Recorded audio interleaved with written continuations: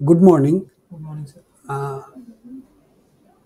आज से ना कुछ लेक्चर सीरीज हैं, मतलब एक पर्टिकुलर टॉपिक है decision making in nuclear medicine.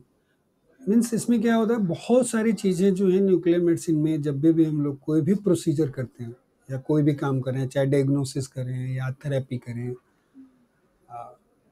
उसमें हमें कई बार डिसीजंस लेने पड़ते हैं, कई डिसीजंस लेने पड़ते हैं।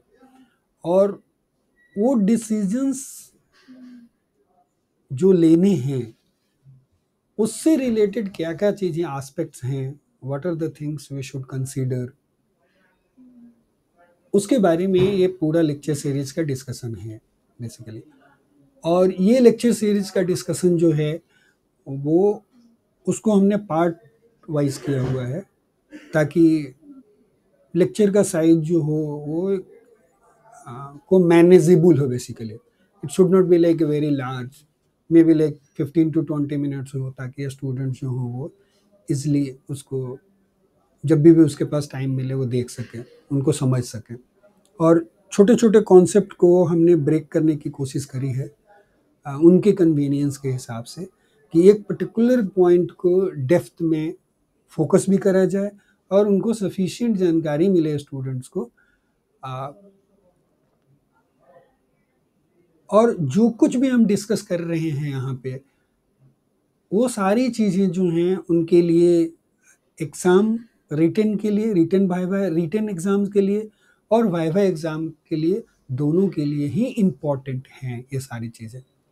सो I welcome you all for this lecture series on decision making in nuclear medicine. So today we will explore the key aspects of informed decision making in nuclear medicine. So let us start with this. So first, हमने इस बार से थोड़ा सा lecture में चीज़ें change भी करी हैं, स्टाइल चेंज करा है। I have tried to make more interactive and in the form of question and answer sessions type की चीज़ों में, ताकि स्टूडेंट्स को ज़्यादा बेनिफिट हो और वो एक पर्टिकुलर पॉइंट पे फोकस्ड हो चीज़। So starting with the introduction to decision making in nuclear medicine, first question आता है कि what is decision making in nuclear medicine.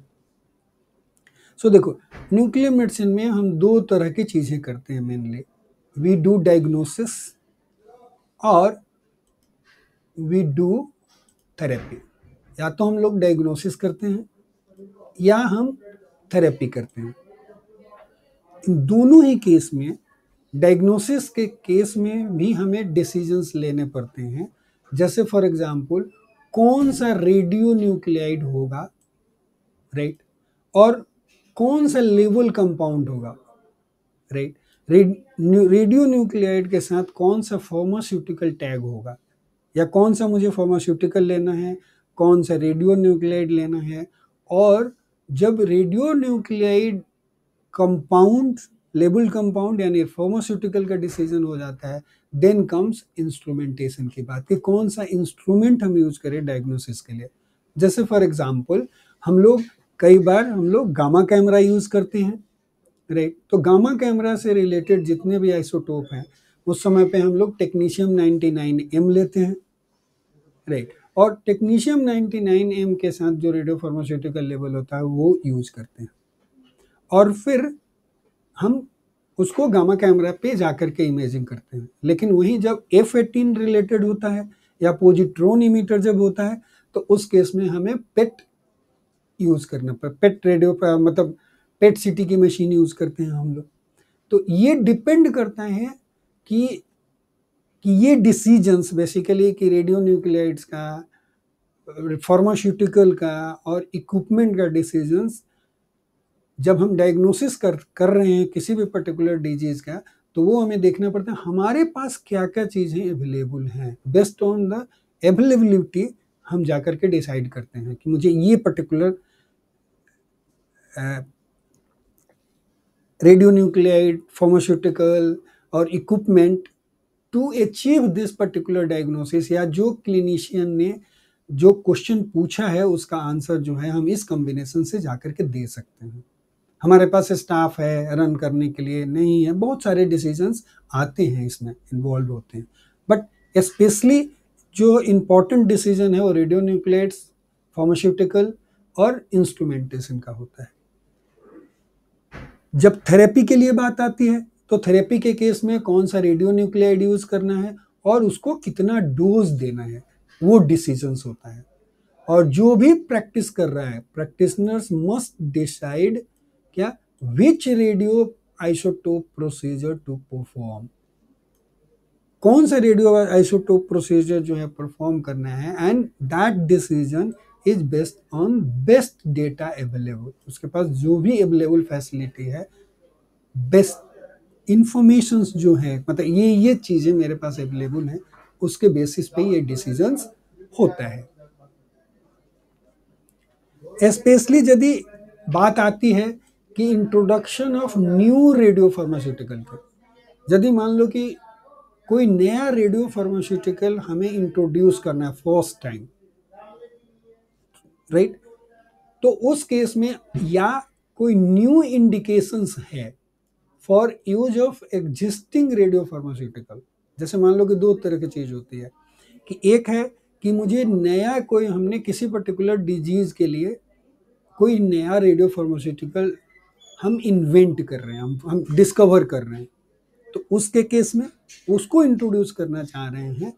या ऐसा हो सकता है कि ऑलरेडी एग्जिस्टिंग कोई रेडियो फार्मास्यूटिकल है लेकिन उसको किसी नए क्लिनिकल कंडीशंस के लिए यूज कर रहे हैं, ऑलरेडी जिसके बारे में हमें पता है कि ये पर्टिकुलर क्लिनिकल कंडीशंस में रेडियो फार्मास्यूटिकल यूज होता है, उसकी बात नहीं कर रहे। हम कोई नया क्लिनिकल इंडिकेशंस के लिए यदि हम यूज करना चाहते हैं तो उस केस में what we need, it we requires decisions concerning the propriety of their proposed use. तो उस केस में क्या डिसीजन लेना पड़ता है, यदि नया रेडियो फार्मास्यूटिकल कोई डेवलप करना है या नए क्लिनिकल इंडिकेशंस के लिए यदि हमें यूज करना है तो उस केस में हमें ये पता करना पड़ता है कि जो इस रेडियो फार्मास्यूटिकल का जो प्रपोज्ड यूज जो है उसका प्रोप्राइटी जो है वो किसके पास है, वेदर इट इज वैलिड और नॉट, समझ गए, उसका प्रोप्राइटरी है या नहीं है, उसके बारे में हमें डिसीजंस लेना पड़ता है। स्पेशली किसके बारे में, रेडियो फार्मास्यूटिकल नया डेवलप करना है तो, या नए किसी क्लिनिकल इंडिकेशंस के लिए एग्जिस्टिंग रेडियो फार्मास्यूटिकल प्रोडक्ट को यूज करना है तो। हु आर द, इसमें जब डिसीजन ये लेना पड़ता है तो कौन कौन से लोग इन्वॉल्व होते हैं, that we say key stakeholders in the decision making. तो ये कौन कौन है, who are the key stakeholders in the decision making. तो decision are this type of decisions जो है नया रेडियो फार्मास्यूटिकल डेवलपमेंट का या एग्जिस्टिंग रेडियो फार्मास्यूटिकल का जब न्यू क्लिनिकल इंडिकेशंस के लिए यूज करना है तो उस समय पे decisions are made by governmental regulatory bodies. For example in India it is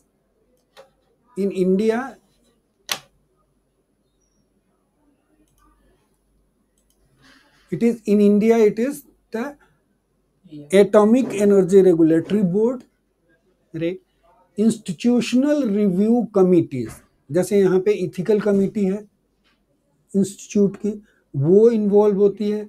nuclear medicine professionals performing routine clinical evaluations, जैसे फॉर एग्जांपल जो लोग पेशेंट पे स्टडी करते हैं, doctors, technical persons, right, and finally जो क्लिनिकल इन्वेस्टिगेटर्स हैं, मतलब और सारे लोग जो क्लिनिकल से रिलेटेड रिसर्च स्टडीज करते हैं वो लोग, और फाइनली पेशेंट्स और एक्सपेरिमेंटल सब्जेक्ट देमसेल्व्स, या उनका कॉन्सेंट जरूरी होता है, उनकी प्रोप्राइटरी जरूरी है पेशेंट की, या जिस सब्जेक्ट पे हम लोग एक्सपेरिमेंट कर रहे हैं उससे रिलेटेड जिसके पास भी है। जैसे मान लो फॉर एग्जांपल कि यदि बच्चों पे स्टडी करनी होती है जैसे मान लो 6, 7, 5 साल का बच्चा है, तो वो बच्चा डिसीजंस नहीं ले सकता, उसके पेरेंट्स डिसीजंस लेंगे, तो पेरेंट्स को इन्वॉल्व करना पड़ता है।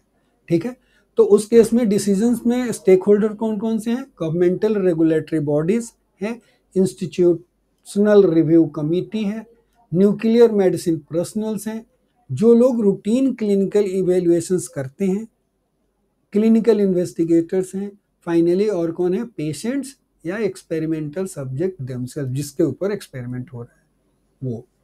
Such decisions is most objective when it is based on best available at the time, which must be weighed and analyzed objectively। मतलब बोल रहे हैं कि ऐसा डिसीजन ऑब्जेक्टिव तब, मोस्ट ऑब्जेक्टिव तब होता है। दो तरह के डिसीजंस होते हैं, एक डिसीजन सब्जेक्टिव होता है, दूसरा डिसीजन जो है ऑब्जेक्टिव होता है। तो ऑब्जेक्टिव डिसीजंस तब होएगा जब it will be available best, बोल रहे best on the best available at the time. उस टाइम पे जो जो डेटा हमारे पास अवेलेबल है उसको वे किया और ऑब्जेक्टिवली हमने एनालाइज किया है कि मुझे कौन सी चीज यूज करनी है। तो बेस्ट अवेलेबल डेटा उस टाइम पे जब हमें कोई भी स्टडी परफॉर्म करनी है या नया रेडियो फार्मास्यूटिकल हमें डेवलप करना है, तो उस केस में उसको सब हर ऑप्शंस को वे करना पड़ता है, किसका कितना वैल्यूज है, और ऑब्जेक्टिवली उसको एनालाइज करना है। एनालिसिस भी ऑब्जेक्टिव होता है, तब जाके डिसीजन जो होगा वो ऑब्जेक्टिव होगा। ठीक है, now questions.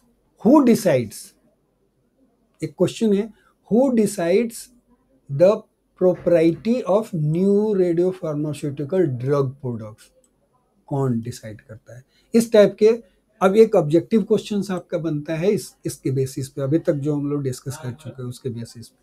Governmental regulatory bodies, institutional review committee, nuclear medicine personnels, all of the above. Answer जो है इसका करेक्ट आंसर है ऑल ऑफ द अबव। क्यों? Why? Because these decisions involve multiple levels of evaluations to ensure safety, efficacy of the drug।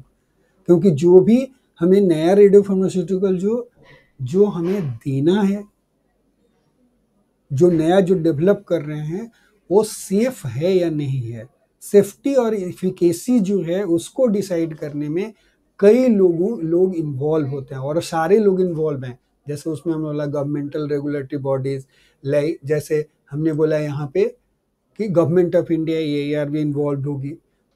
Ethical clearance में हमें ethical clearance चाहिए, जिनके scans होने हैं इन लोगों के चाहिए। न्यूक्लियर मेडिसिन में जो लोग एक्सपर्ट काम करते हैं उनका इन्वॉल्वमेंट होता है, तो ये सारे लोग इन्वॉल्व होते हैं। तो एक आदमी की प्रोप्राइटी ये नहीं है, because this decisions involves multiple level of evaluations. हर लोग इवेल्युएट करते हैं उन चीजों को to ensure safety and efficacy of the drug.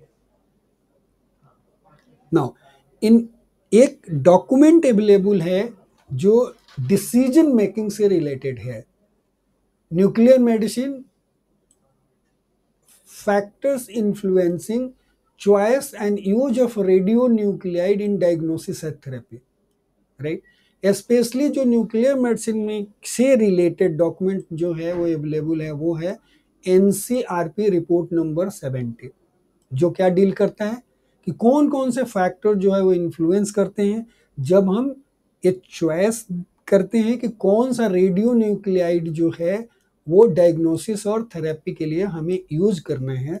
उससे रिलेटेड स्पेशली NCRP ने एक डॉक्यूमेंट डेवलप किया है, जिसके बारे में हमें इन डेप्थ उन्होंने सिर्फ इसी बात पे फोकस किया है कि कौन सा रेडियो न्यूक्लियाइड जो है, रेडियो न्यूक्लियाइड कौन सा यूज करना है डायग्नोसिस और थेरेपी में।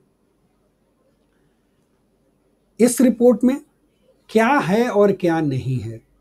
सो ये रिपोर्ट जो है, दिस रिपोर्ट इज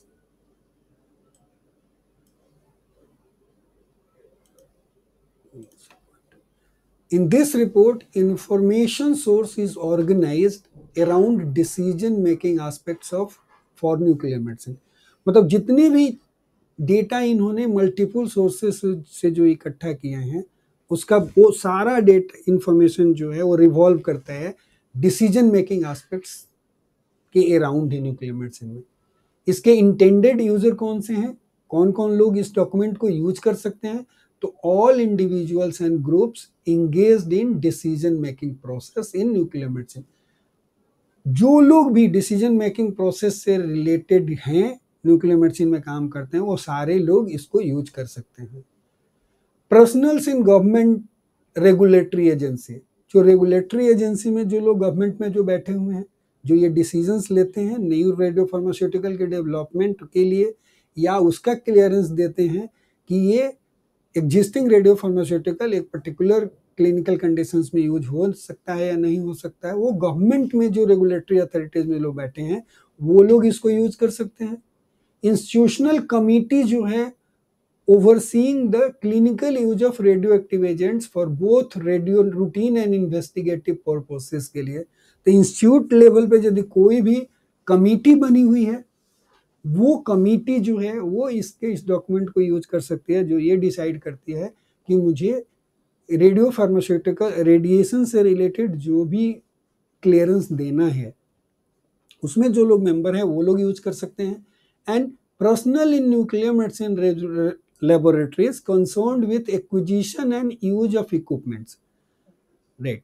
तो जो न्यूक्लियर मेडिसिन पर्सनल्स हैं, जैसे मान लो कि तुम स्टूडेंट्स लोग हो, एमडीए स्टूडेंट्स हैं, एमएससी स्टूडेंट्स हैं, ये जो लोग यहाँ पे काम करते हैं ऑलरेडी प्रोफेशनली, मेडिकल फिजिसिस्ट है, न्यूक्लियर मेडिसिन टेक्नोलॉजिस्ट हैं, न्यूक्लियर मेडिसिन फिजिशियंस हैं, वो लोग इसको यूज कर सकते हैं। Equipment and radio pharmaceutical product जो यूज करते हैं जो लोग रूटीन पर्पस के लिए या एक्सपेरिमेंटल पर्पस के लिए, दोनों ही केस में के लोग जो हैं, चाहे रूटीन के लिए रेडियो फार्मास्यूटिकल यूज करते हो या किसी एक्सपेरिमेंटल रिसर्च पर्पस के लिए यूज करते हैं, वो लोग भी इस डॉक्यूमेंट्स को यूज कर सकते हैं। मतलब उनके लिए काफी यूजफुल डॉक्यूमेंट है।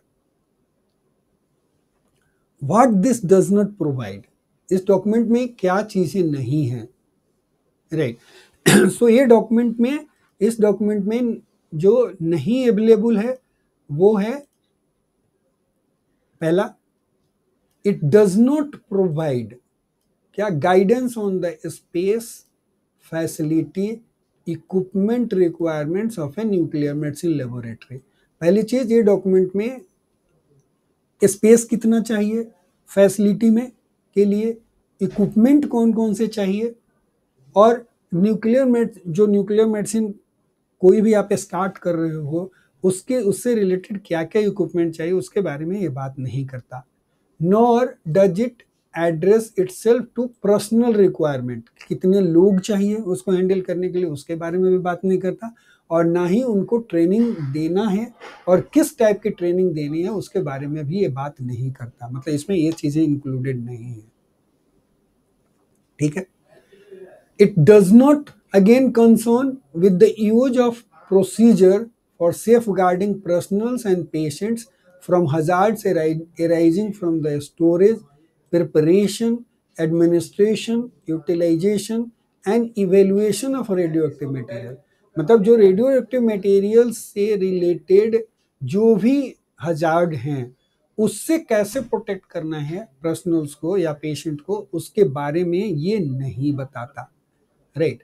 ऑल्दो जो लोग भी इस फील्ड में काम करते हैं they should be familiar with such information, क्योंकि वो प्री रिक्विजिट है कि जब भी हम रेडियो फार्मास्यूटिकल जो हैंडल कर रहे हैं, जब उसको स्टोर कर रहे हैं, यूज कर रहे हैं, डिस्पोजल कर रहे हैं, उस दौरान उसके रेडिएशन हजार्ड कितने हैं और उससे कैसे स्टाफ को और अपने आप को प्रोटेक्ट करना है उसके बारे में न्यूक्लियर मेडिसिन में जो लोग भी काम कर रहे हैं, जो डिसीजन मेकिंग प्रोसेस में इन्वॉल्व हैं, उनको इसके बारे में भी फेमिलियरिटी जरूरी है, लेकिन ये डॉक्यूमेंट इसके बारे में एड्रेस नहीं करता।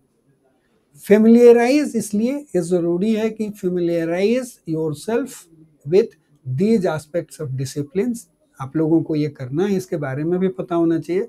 सच information will be found in the general reference text, वहां पे मिल सकता है, या वेरियस रिपोर्ट्स और गाइडलाइंस जो अवेलेबल है वो वहां पे मिलेगा। सो क्या क्या चीज अवेलेबल है, overview of, now we will be discussing overview of existing guidance and reports. क्या क्या रिपोर्ट्स अवेलेबल है, तो वेरियस रिपोर्ट्स और गाइडलाइन जो हैं on safe practice in nuclear medicine, उससे रिलेटेड जो हैं अवेलेबल हैं। उसमें से की डॉक्यूमेंट जो हैं एनसीआरपी रिपोर्ट नंबर 30 जो है वो है, it is related with the safe handling of radioactive material which was published in 1964. NCRP report number 37 which is related with the precaution in management of patient who have received therapeutic amount of radionuclide, जिनको therapy दी है उनका कैसे manage करना है, उन patients को कैसे manage करना है और उस दौरान क्या क्या प्रिकॉशंस रखना है, उससे रिलेटेड डॉक्यूमेंटेशन जो है वो एनसीआरपी रिपोर्ट नंबर 37 में अवेलेबल है। एनसीआरपी रिपोर्ट नंबर 39 जो है it deals with the basic radiation protection criteria, क्या क्या चीज होना चाहिए, which was published in 1971। NCRP report number 43 जो है वो प्रोवाइड करती है review of current state of radiation protection facility which was published in 1975 में जो पब्लिश्ड हुआ था।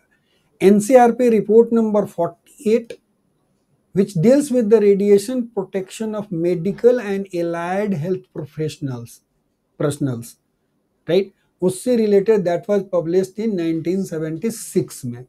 एनसीआरपी रिपोर्ट नंबर 57 जो है instrumentation and monitoring methods for radiation protection, मतलब रेडिएशन प्रोटेक्शन में कौन कौन से इंस्ट्रूमेंट्स यूज होते हैं और उसके मॉनिटरिंग मेथड्स क्या क्या हैं, उससे रिलेटेड डॉक्यूमेंट्स है 57 which was published in 1978.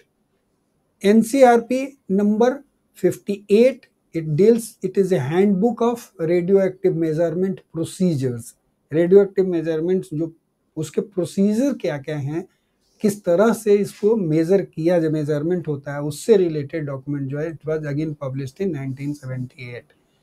NCRP report number 59 it deals with the operational radiation safety programs, again it was published in 1978. And NCRP report number 65 which is related with the management of persons accidentally contaminated with the radionuclide, यदि मान लो किसी को contamination हो गया तो उसके साथ कैसे डील करना है, उससे रिलेटेड जो डॉक्यूमेंट है एनसीआरपी रिपोर्ट नंबर 65 है। इसके अलावा WHO ने एक रिपोर्ट निकाली है, report which was published not from this, it was published in 1976. This is again it's related with the decision making procedures and these documents, ये सारे जो documents और guidelines जो हैं it outlines basically in a nutshell यदि देखें तो safe handling of radionuclides, protection के क्राइटेरिया क्या क्या हैं और मैनेजमेंट ऑफ रेडियोएक्टिव मटेरियल्स से रिलेटेड चीज़ों को डील करते हैं। ठीक है, तो डिसीजन मेकिंग्स में इसके बारे में भी, ये भी डॉक्यूमेंट्स के बारे में आप लोगों को फेमिलियर होना चाहिए और ये सारे प्रोसीजर जो आप लोग देख रहे हो उसके लिए एक स्पेशल ऐसे करके डॉक्यूमेंट्स डेवलप्ड हैं। So those who wants to study, who wants to go through that, it is already available and they can upgrade their knowledge, right. इसमें WHO जो है रिपोर्ट वो क्या करती है, it provides the guidance on facilities and personnels, मतलब facility और personal चाहिए required for performing nuclear medicine procedure, मतलब न्यूक्लियर मेडिसिन प्रोसीजर्स जो है उसको फॉलो करने के लिए उसको कोई भी प्रोसीजर यदि न्यूक्लियर मेडिसिन से रिलेटेड करना है तो क्या फैसिलिटी होना चाहिए और कौन कौन से पर्सनल्स होने चाहिए, इन द सेंस कि कौन कौन से लोग होने चाहिए, उनके ट्रेनिंग क्या होने चाहिए, उससे रिलेटेड WHO का रिपोर्ट जो है its report number, it was published in 1976।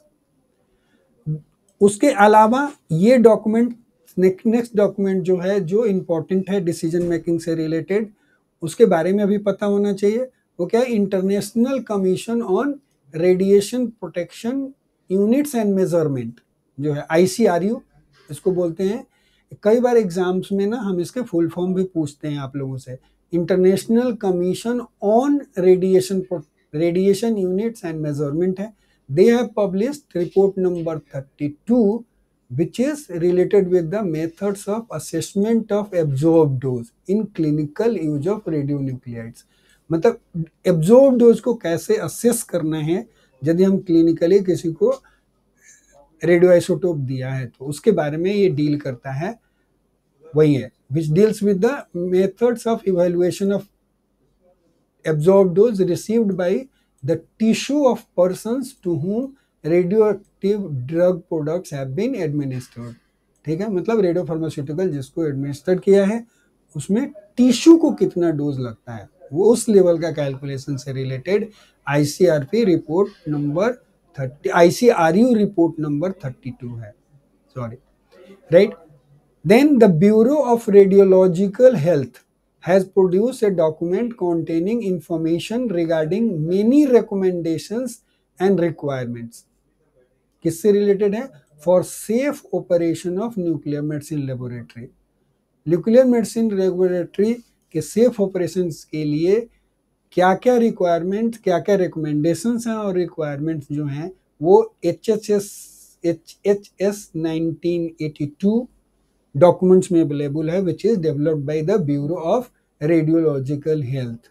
तो इस ये डॉक्यूमेंट जो हैं वो तीन, other than the NCRP documents, this are the all 3 documents which is important and which you should know about that because they are giving the informations regarding decision making in nuclear medicine. This will help you to take a better decision in nuclear medicine, these documents, because knowledge, उस तरह के knowledge की जरूरत है हमें। Now questions again, एक multiple choice question इस पे बनता है कि what does NCRP report number 48 addresses. 4 options हैं, ए बी सी डी, इस तरह के आपके पास 4 ऑप्शंस दिए होंगे एंड द करेक्ट आंसर जो है वो ये है कि आंसर इस डी है। Report number 48, it addresses to the radiation protection for medical and allied health professionals के बारे में। This report outlines protection measures for healthcare workers handling radioactive materials। ये क्या रिपोर्ट हाईलाइट करता है कि हेल्थ केयर वर्कर्स जो हैं, जो रेडियो न्यूक्लियाइड और रेडियो एक्टिविटी हैंडल करते हैं, उनको कैसे प्रोटेक्शन लेना चाहिए, what are the protection measure should be available to them. So now the key elements related with in decision makings। so effective decision makings requires क्या, weighing and analyzing the best available data। जो भी best data available है उसको वे करना और analyse करना। वे करना और एनालाइज करने का मतलब क्या है? वे करना मतलब बहुत सारे डेटा अवेलेबल है, लेकिन हर डेटा को कितना वैल्यू करना है, किसको कितना वैल्यू देना है, राइट, तब जाकर के आप इफेक्टिव डिसीजंस ले पाते हो, right. This includes evaluating the indication for procedures, right, कि किस इंडिकेशंस के लिए ये पर्टिकुलर प्रोसीजर्स यूज किया जा सकता है, कितना वैल्यूएबल है नहीं है उसके बारे में, पोटेंशियल कंट्रा इंडिकेशंस क्या है उसके प्रोसीजर्स के, and the appropriateness of new radio pharmaceutical drug. ठीक है, new radio active drug products या वो नया रेडियो फार्मास्यूटिकल्स का जो है एप्रोप्रिएटनेस कितना है, ये 3 चीजें उसमें से देखते हैं। पहला इवेल इंडिकेशंस के लिए कि वो सुटेबल है कि नहीं है, दूसरा उसके पोटेंशियल कंट्रा इंडिकेशंस क्या क्या हो सकते हैं, और एप्रोप्रिएटनेस जो है वो कितना एप्रोप्रिएट है उसके लिए। Good luck and have a thank you, thanks a lot. Any questions? No? Then thanks.